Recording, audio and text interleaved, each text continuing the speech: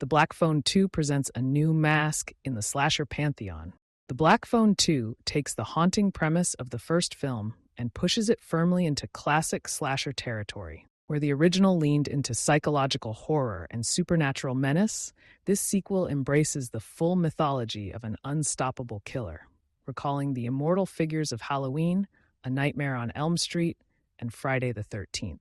The Grabber, once a terrifying but human figure, now stands alongside icons like Freddy Krueger and Michael Myers, an unkillable force haunting a new generation.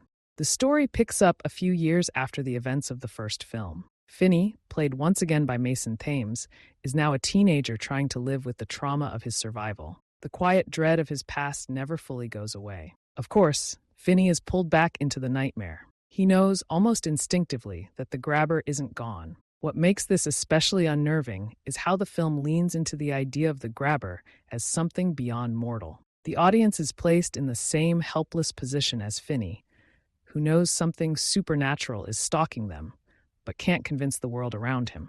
Thames delivers a strong performance, grounding the horror with a believable sense of post-traumatic resilience. Finney is not the same boy he was. He's older, tougher, but still deeply scarred. The script wisely allows him moments of anger and fear, rather than trying to turn him into a traditional action hero. His arc is compelling because it acknowledges what trauma does over time, especially when that trauma wears the face of a masked killer. He carries much of the emotional weight of the film, and it works. The supporting cast also delivers solid work. Madeline McGraw returns as Gwen, Finney's sister, still sharp-tongued and tough, but with a clearer sense of her psychic abilities. Her visions, which were key to the first film, play an even bigger role here as the story delves further into the supernatural. Jeremy Davies brings his characteristic intensity to Terrence, their father, a man trying to keep his fractured family together while confronting his own guilt and helplessness. Miguel Mora's Ernesto, a new friend and reluctant ally, adds some grounded humanity to the story. And at the center of it all, Ethan Hawke once again embodies the Grabber with a performance that is both menacing and strangely theatrical. Hawke's portrayal has shifted in tone. Where the first film gave us glimpses of a disturbed, terrifying man, this film leans into myth. He is less a person and more an entity, a figure who appears and disappears with ease, seemingly unharmed by previous events. The film never over-explains this transformation, which is a smart choice. Instead, it uses the ambiguity to build a modern slasher mythos. The Grabber is no longer just a kidnapper with a mask. He's a force like Freddy or Jason, who lingers no matter what anyone does. The film's style and tone match this shift. The lighting is colder, the imagery sharper, and the night scenes take on an almost dreamlike quality. Several sequences could easily be mistaken for a nightmare sequence from A Nightmare on Elm Street. The Grabber doesn't just appear. He manifests in places he shouldn't be with the quiet inevitability of a bad dream. This supernatural quality fits well with the franchise's themes of trauma and memory. For Finney and Gwen, the Grabber isn't just a past figure. He's a constant presence, alive in their fears.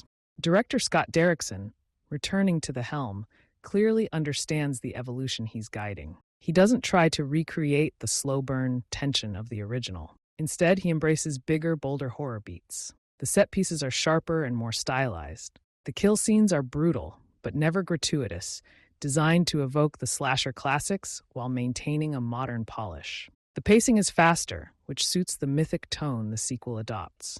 The film also leans heavily into recognizable slasher tropes. The rules of survival start to surface in dialogue. Characters speak of the Grabber in whispered tones. Certain locations become marked, cursed spaces. There's even a touch of dream logic in how characters encounter him, something that will feel familiar to fans of classic horror. This is both a strength and a mild weakness. While it positions the Grabber firmly among modern horror icons like Art the Clown, it also loses a bit of the raw, unpredictable fear that made the first film so unsettling. The Grabber feels less human here, and while that works for the slasher mold, it shifts the franchise's tone significantly.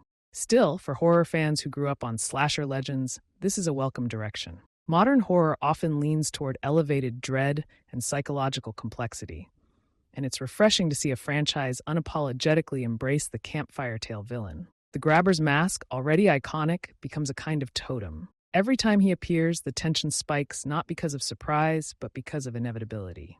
The The Black Phone 2 is not a subtle film, but it's an effective one. It blends supernatural horror and slasher energy in a way that feels deliberate and confident. Finney's personal arc grounds the story emotionally, the supporting cast brings depth, and Ethan Hawke's performance cements the grabber as a figure who belongs in the Horror Hall of Fame. This film may not scare in quite the same way as its predecessor, but it thrills and unsettles with a style all its own.